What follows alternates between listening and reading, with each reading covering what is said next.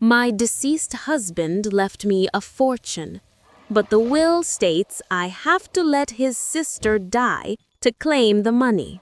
The death of my husband, Daniel, 3 months ago, was sudden, brutal, and utterly final. A hiking accident on a remote trail. He was 45, vibrant, and the anchor of my world. His loss left me, Eleanor, adrift in a sea of grief, managing the silence of a house that had once been full of his quiet energy.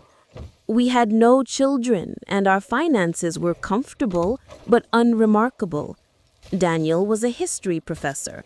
I was a librarian. We weren't wealthy, but we were secure.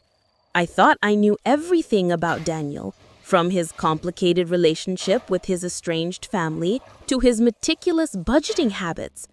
I was wrong about all of it. The reading of the will 2 weeks after the funeral was the first seismic shock. Daniel's elderly, aloof family, his mother and his younger sister, Amelia, sat across from me in the solicitor's cold office. Daniel's relationship with them had always been tense and distant, particularly with Amelia, who suffered from a rare, severe autoimmune disease that was rapidly attacking her lungs, leaving her in desperate need of a double lung transplant. Daniel rarely spoke about Amelia's condition, claiming the family drama was too painful. The solicitor cleared his throat and began reading. The first part was simple. All jointly held assets were mine. Then he reached the unexpected clause. Daniel had a separate, significant portfolio, a trust fund established decades ago, completely unknown to me, worth an astonishing $20 million. I stared at the man, convinced I had misheard. $20 million. It was an amount that redefined reality. The silence from Daniel's mother and Amelia was immediate, heavy and furious. They too were clearly unaware of this massive hidden wealth. But the wealth itself was only the first part of the horror. The solicitor then read the contingency clause, the condition that governed the inheritance. The entirety of the trust shall be transferred to my wife, Eleanor Vance, provided she adheres absolutely to the terms of the Confidential Medical Mandate, CMM, hereby detailed in Addendum B. If my wife violates or attempts to violate the CMM at any point, the entirety of the trust shall immediately revert to the Amelia Vance Medical Research Foundation. The solicitor slid a thick, sealed file labeled Addendum B, CMM, across the table. I tore open the seal, my hands shaking with a mixture of disbelief and fear. Addendum B wasn't a standard medical privacy form. It was a devastating confession written in Daniel's own hand. It began with a desperate plea. Eleanor, my love, forgive me. This is the only way to save her life. Daniel explained the true nature of Amelia's illness. Amelia's severe autoimmune disease was rare, but its root cause was genetic. It was a variant of a highly aggressive genetically inherited lung disease that had afflicted his extended family for generations. The disease wasn't just debilitating, it was recurrent and deadly. The crucial secret, the CMM, stated that Amelia must never, under any circumstances, know the genetic origin of her disease. The reason for the secrecy was devastatingly practical. Because the illness was genetic, Amelia would be disqualified from the National Transplant Registry. The registry strictly bars candidates with recurrent, life-limiting genetic diseases because it compromises the long-term success rates of the limited organ supply. Daniel had spent years protecting the secret, funding Amelia's expensive treatments himself, and isolating his family to ensure the truth never reached the doctors processing her transplant application. He had hidden the $20 million to be used as a weapon of control.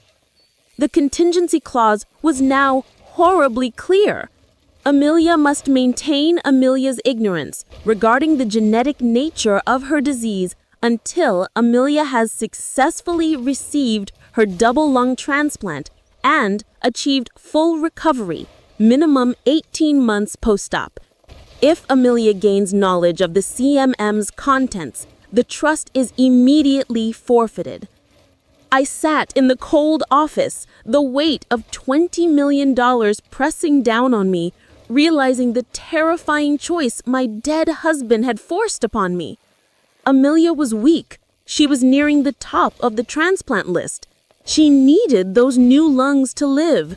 But if I, or anyone, exposed the genetic truth, Amelia would be disqualified, removed from the registry, and condemned to a slow, certain death. To claim the fortune, I had to be complicit in concealing a massive ethical medical fraud. My silence was the price of her life. My husband had left me a fortune, but the contingency was literally a death pact. The shock of the fortune was replaced by the horror of Daniel's immense, complex deceit. He hadn't just been a professor. He had been the sole guardian of a lethal, long-term fraud that protected his sister.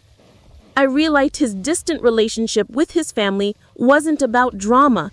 It was about maintaining control over the narrative, ensuring the truth stayed buried. And now, the burden of that lie and the moral weight of his $20 million was entirely mine.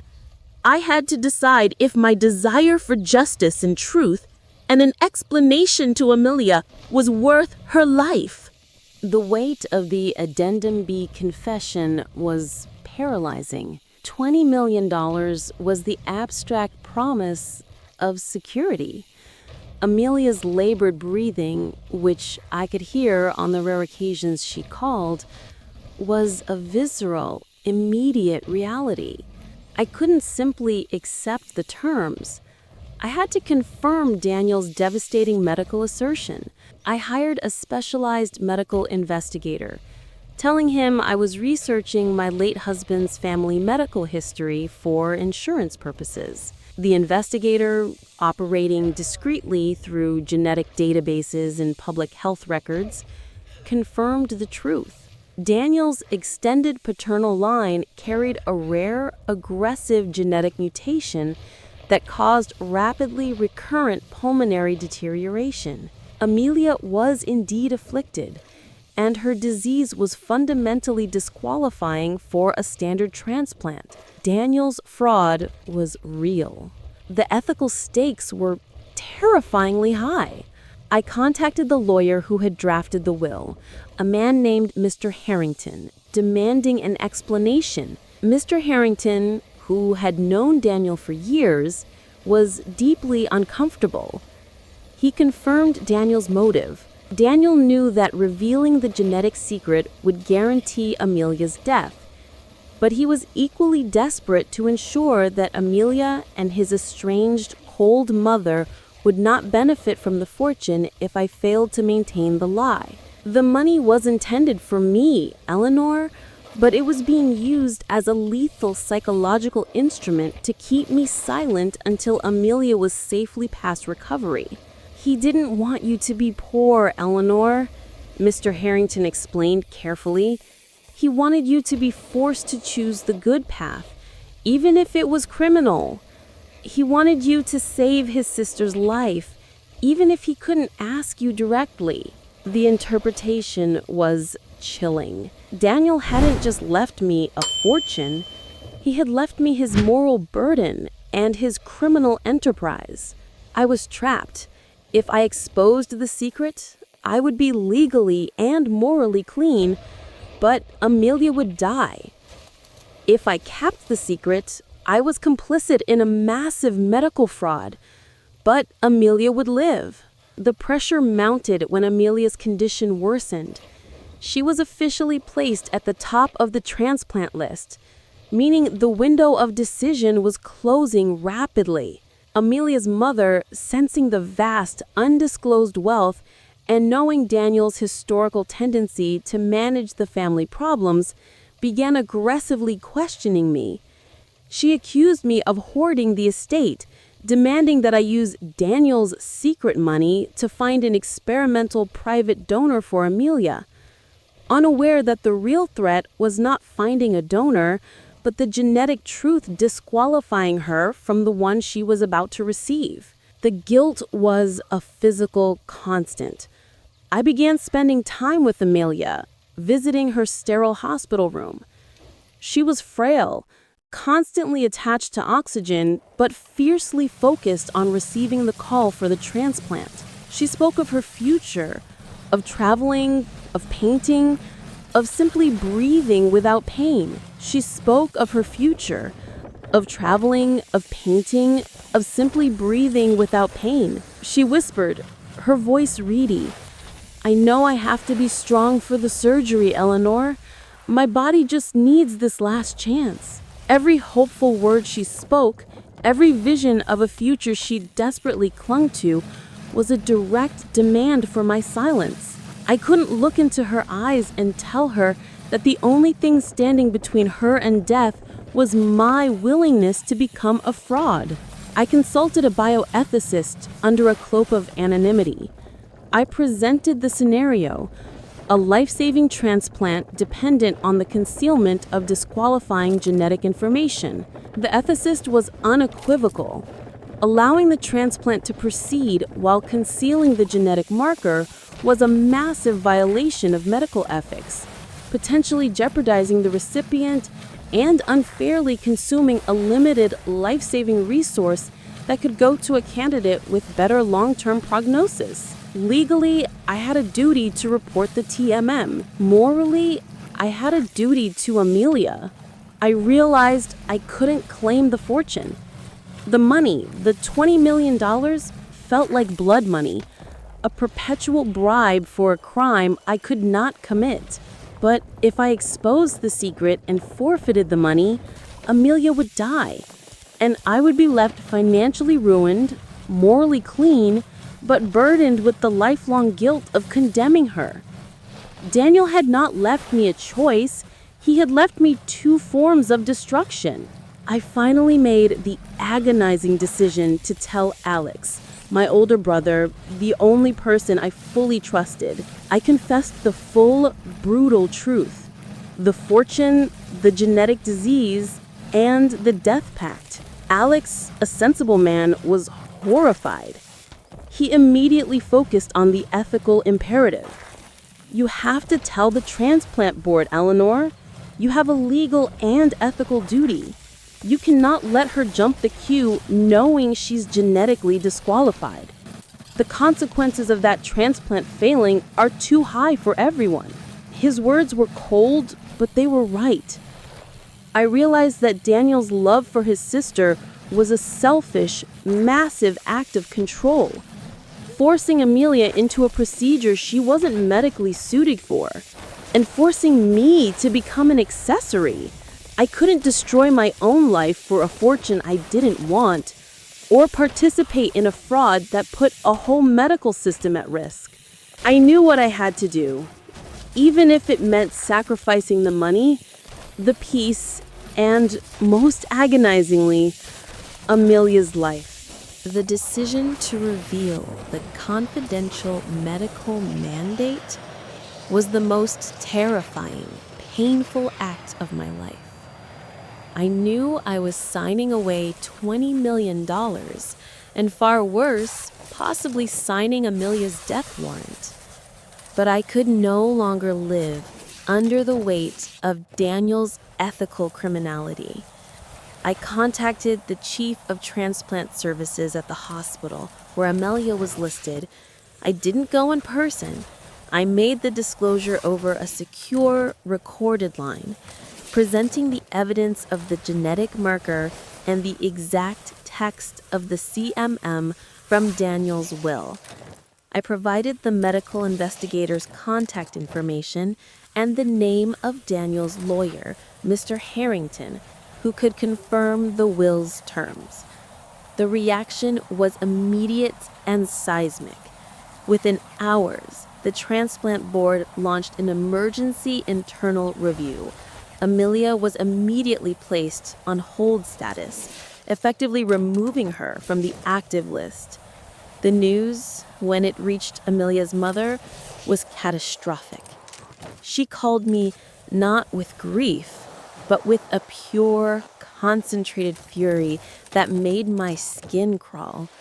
She knew, somehow, that I was responsible. "You murdered her, Eleanor. You are killing my daughter for money, you cold, vile woman. Daniel left you that money to save her, and you chose greed." The tragic irony was that my decision was the exact opposite of greed. I was giving up the fortune to preserve my conscience and the integrity of a system that saved lives. The moment the transplant board confirmed the CMM's details and the genetic marker, the forfeiture clause in the will was instantly triggered. Mr. Harrington, Daniel's lawyer, notified me the next day. The entire $20 million trust had immediately reverted to the Amelia Vance Medical Research Foundation, just as Daniel had stipulated. I was left with the modest joint assets Daniel and I had accumulated, the comfortable, unremarkable life we had before the lie. I had chosen life and ethics over a fortune. The social fallout was brutal. Daniel's mother and a vindictive circle of extended family launched a vicious public campaign against me, claiming I sabotaged Amelia's chance at life out of spite and lost money. They spread the rumor that I was insane, mentally unstable from grief, and lying about the will's contents. I endured months of harassment, forced to change my phone number and remain in virtual hiding while they continued to grieve not only Amelia's declining health, but also the colossal fortune they almost gained. The most difficult challenge was Amelia. She never received the call for the transplant. Her condition deteriorated rapidly after the hold was placed on her file. I visited her once more in the hospital, weeks before the end. She was heavily sedated, barely conscious, but her mother, standing guard, delivered the final, painful blow. "She knew you betrayed Daniel," she spat, her eyes dry and full of hatred. "She knew you chose money over her life. She died hating you." I didn't defend myself. I couldn't explain Daniel's fraud or the impossible choice he had forced upon me. I simply left, carrying the unbearable guilt of her final pain. Amelia died 2 months later. The death closed the chapter, but the scar remains. I am financially stable now, back at my librarian job, living the quiet life Daniel and I always intended. The $20 million sits in the Medical Research Foundation, a testament to Daniel's manipulative compassion, a legacy built on a foundation of profound ethical malpractice. I often reflect on Daniel's decision. He loved his sister so deeply that he was willing to commit a complex, long-term fraud, and he was willing to destroy my life to protect the secret. He didn't want me to suffer financially, but he forced me to suffer ethically, knowing that I, unlike him, could never compromise my moral center for money. He left me a death pact, a moral trap designed to test the limits of my integrity. The ultimate cost was not the fortune. It was the loss of my belief in simple goodness. I survived the legal threat and the family's vengeance, but I will forever carry the profound, heavy knowledge that I stood between a dying woman and her only chance at life. I chose the ethical path, but I lost the one person I saved my conscience for. That choice, the decision to forfeit a fortune to protect a principle, is my final, solitary truth. A truth that costs $20 million and the peace of a lifetime.